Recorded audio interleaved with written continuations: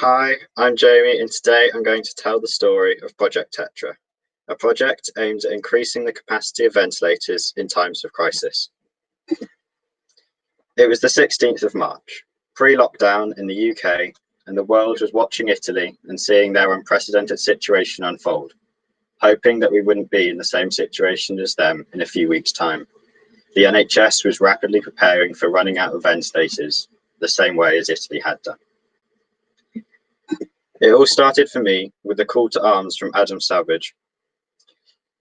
It was a tweet asking makers to do what they could to help fight the pandemic, as he realised that our skills could be very valuable. I saw a group in Italy had been 3D printing parts for ventilators, the valves that a local hospital had run out of, and that stopped them from being able to ventilate patients. They were able to massively help this hospital by printing these valves overnight so that patients could continue to be treated. I did some more research and found that there are groups that are even trying to make ventilators to help in the COVID pandemic. However, I decided these were far too complicated to make in the time frame needed, and they would need full regulatory approval, which would take a lot of time, and I don't think would be ready before COVID hit properly. So I decided to make a ventilator splitter. This is a device that takes the output of one ventilator and splits it 4 ways so that you can effectively quadruple the capacity of an ICU. This would be very quick to produce, I hoped, and would enable us to use it before the COVID crisis was over, effectively saving many lives. I did some research and found a group called Helpful Engineering. They're a Slack channel, much like 3D Crowd. And there, late that night, I wrote a proposal about this ventilator splitter device to get a channel opened up so that I could start developing this with the aim to save lives. Quickly, we gathered momentum and a team formed around me. I was so shocked how quickly this happened, and this team of designers and engineers was amazing in the early days. We used an iterative design approach, and our first design was this one. We printed it out and took it to doctors who tested it, but it was found the flow characteristics were not optimal, and that different patients got different amounts of flow rather than being split equally as we had hoped.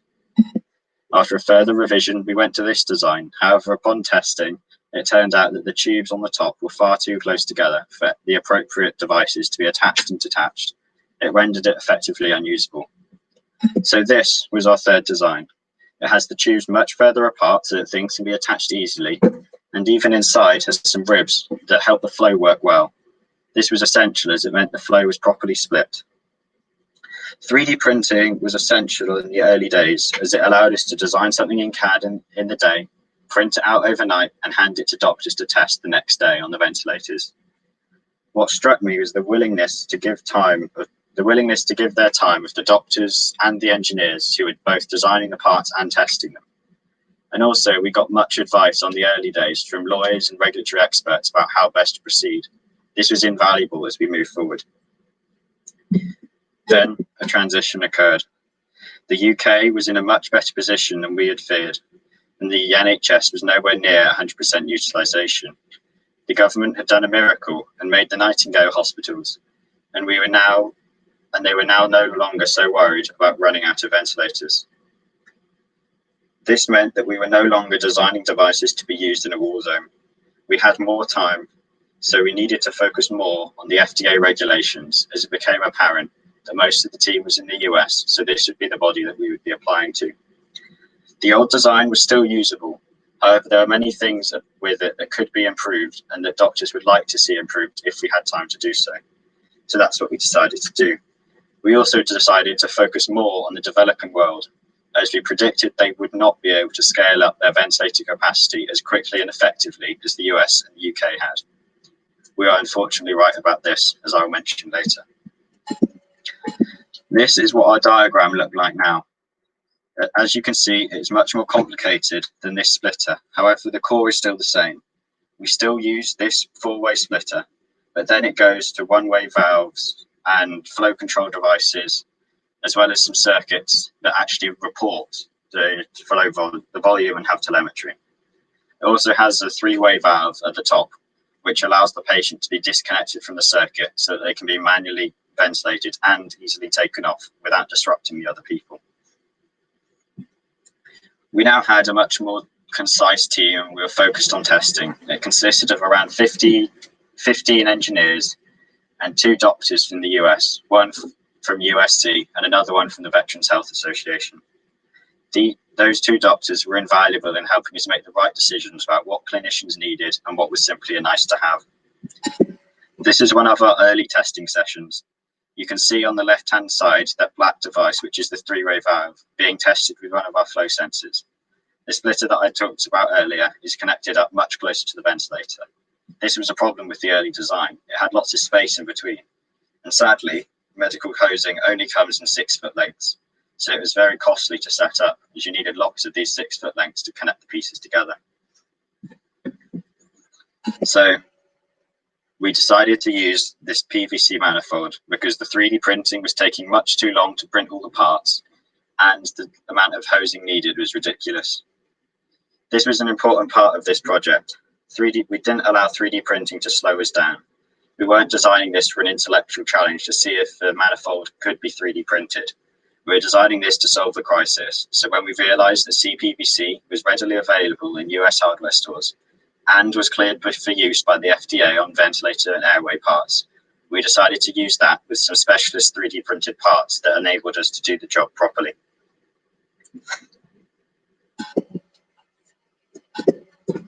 This is our in-house designed flow control valve. It is one of the key parts of the project as it allows each patient to have a different amount of flow. This proved vital as it meant that the degree of patient matching that was needed with the design like the old one was now no longer required. As you can see, it is mounted onto the PVC manifold, which enabled it to be much easily transportable. Now we have one of the proudest achievements of my project. The team managed to develop 2 flow sensors that worked well. On the right is an expensive flow sensor part from Sensorion, which cost around £50. And this is coupled with a custom circuit board to report tidal volume. The most important thing about this part is that sensor tube is FDA approved, which meant that we wouldn't have to do quite so much regulatory writing as we would have done if we went with a non-FDA approved design. On the left is an automotive mass airflow sensor. This is a sensor used in cars to measure the airflow through an engine. And this was one of the key achievements, as it meant that this device was now accessible to the developing world, as this part only cost around £10.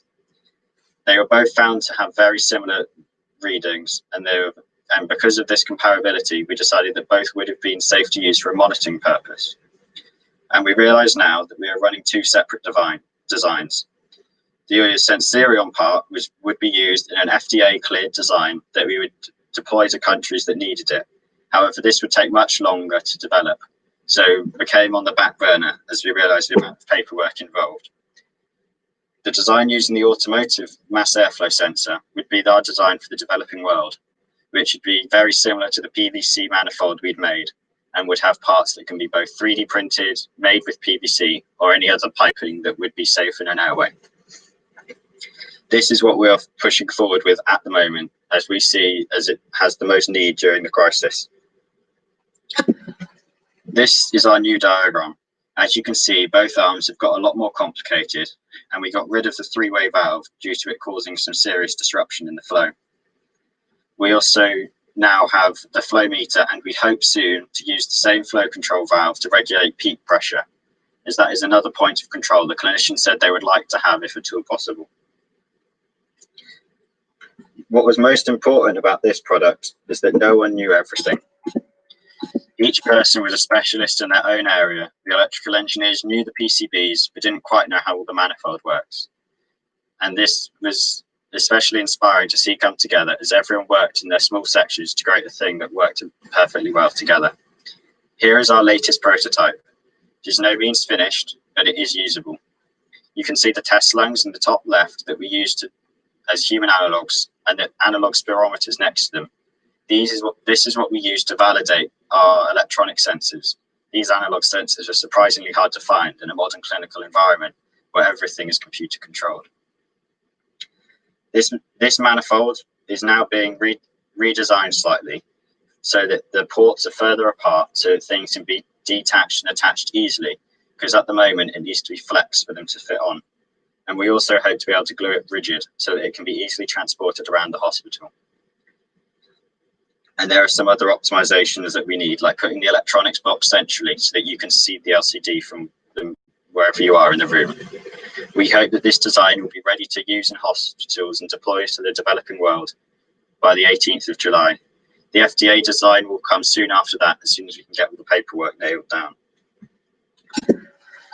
Unfortunately, Chile reached the position that we never wanted to. They are now at 100% ICU utilization, so we're starting to use our design to try and help the doctors in the ICUs. Here you can see someone printing one of the tubes for the automotive mass airflow sensor on their Creality machine. And you can see the very early beginnings of the circuit boards that we use to control the mass airflow sensor. PCBs are much harder for them to find across there, and we're assisting them with the skills and knowledge to be able to make these parts. When we have a final design, we will plan on shipping them all the parts that they can't get easily in Chile, because PCBs seems to be one of the hardest things they can get. And also the springs used in the valves only come from certain suppliers, and none of them can be found in Chile. What I learned while doing this project, I learned a huge amount about respiratory therapy. We had to understand what the doctors were saying. Everyone on the team has learned what a ventilator does and the terminology that the doctors use when describing how to use it. This enabled us to translate it into engineering speak to create a design that works for the doctors. I also learned the human spirit to pull together in times of crisis to create a team which works well and effectively. This was essential to the project, but was also amazing to see everyone giving a little bit of time when they had spare amongst their busy working lives. I also learned to follow my obsessions, as Adam Savage has said many times. If I didn't write that proposal late that night to Helpful Engineering to get the channel for the ventilator splitter, who knows what would have happened? None of this would have ever happened. So that's been a really key message to me. If I'm obsessed with something, you should just go for it anyway. You never know where it might lead you. And also, I must stress that this is an ongoing project. We are still developing the manifold more and more, and we hope that we will have the FDA approved version soon, and also that we'll be able to use it in Chile with the doctors there to save many lives. And finally, I'd like to ask if anyone has any questions, and do remember that if your question isn't answered here, I will be available on the 3D Crowd Talks channel in Slack afterwards to answer any. Thank you. Thanks very much, Jamie. It's really interesting to hear about another project that's sort of helping save people's lives. So we've got a question from Tim. Do you think this technology could be rolled out to more hospitals in the future?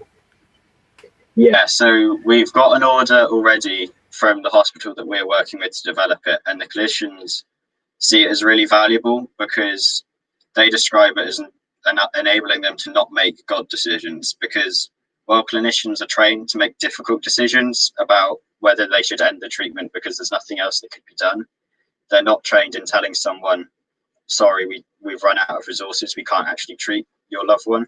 So we kind of see this as being ordered by many hospitals as the last resort plan they never want to have, but they never want to use, but it's better to have one. And many developing countries we expect to roll it out to. We're talking to Chile, Brazil, and a few others at the moment, but it all relies on their doctors kind of okaying it. But I think it has the potential to go everywhere. And does the FDA approval mean that you can use that in other countries, or is there an approval for each country? So the FDA approval will be primarily for the United States market, because we found that in Chile they don't really mind at all. They just want something that works like yesterday. So they're focused on getting the working device, and then the FDA approval will be used as an example to show countries that it is safe. But a lot of the developing world just wants something that could save lives. And there's a sad example is they're already using PLA in airlines, which is really not safe to use, but they're being forced into doing that. So the FDA is mainly for the US and to prove to everyone that it's safe, but we might have to deploy to the developing world without it first. Okay. We've got another question from Jane. Are there any other medical products that you're planning to look at next? We don't know. We're quite focused on this at the moment, but if we get this sorted, we might look at other things that can be either 3D printed or rapidly manufactured to help in times of crisis. If you've got any ideas, feel free to talk to me on Slack. And I think this might be our final one. We've got a question from Neil. What did you study to get into this? What did I study? I haven't studied anything. I am a 15-year-old student. I would have been doing GCSEs this year, but I had some spare time. And I think most people, no one in the team is like ever worked with ventilators before. We're just a group of engineers that are solving problems. So you don't really need to study anything. I mean, the most thing you need is a basic understanding of Fusion 360, because a lot of the parts are pretty easy to design.